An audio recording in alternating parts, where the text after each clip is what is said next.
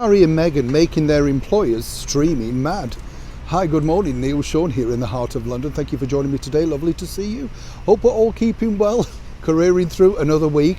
You know, I know. Actually, there's a lot of birds here at the moment. I feel like Tippi Hedren in the Hitchcock's The Birds. I don't know where they've all come from. Hope they're not going to start attacking me. Let's get on with your royal story in case something terrible happens. Oh dear. Yes, well, this particular royal story all centres upon, of course, Harry and Meghan and those mega deals, as we know, that they've picked up. I've often told you here on the show that the mega deals are not the mega deals that one would necessarily think. You don't necessarily get all the money as you sign on. You know, it's like any job. It looks good on paper. When somebody says they're getting £1 million a year, you think, oh, wow. They don't get it all in one go. You know, there's tax, agents, all sorts of things, lawyers involved. But for Harry and Meghan, the bigger problem now, truly, is what's going to happen to that Netflix deal. It was announced, of course, with great flourish because Harry said he signed on because he needed to get some money after Prince Charles had cut him off financially, if you remember that boohoo story. But what's interesting is, apart from one documentary about the Invictus Games and the animated series, we've not seen anything. There's no trailers, no behind-the-scenes production pictures, anything like that. Now this, I am told, from a very close source at Netflix, allegedly, is a worry because this is the reason why. Netflix on the whole are already eyeing to try and take over Disney.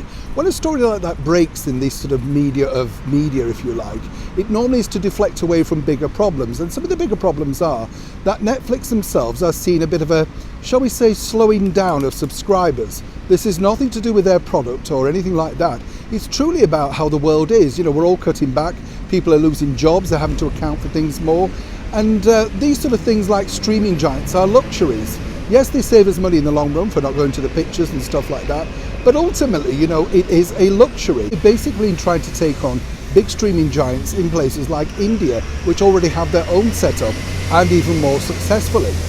What's interesting to note, of course, for Netflix and Prince Harry and Meghan Markle is this puts a lot more pressure on them, not only to deliver, but to make sure they deliver with a huge audience. And if their deal is to move forward into the second phase, as Netflix calls it, that is, of course, the second payment, then they will need to see something soon. And more importantly, whet the appetites of the worldwide public. And by that I mean some kind of trailer, picture, proof that something's going on. Now, as we've told you before, of course, Harry and Meghan are novices at this particular thing. So the money that they already have from Netflix will really be eaten up by the professionals who will undertake it to make sure that they have a professional production worthy of delivering towards Netflix.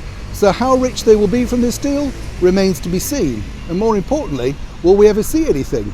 Fingers crossed at least that they get one production out. Or as I'm predicting, Netflix could certainly be circling. Neil Sean in the very heart of London.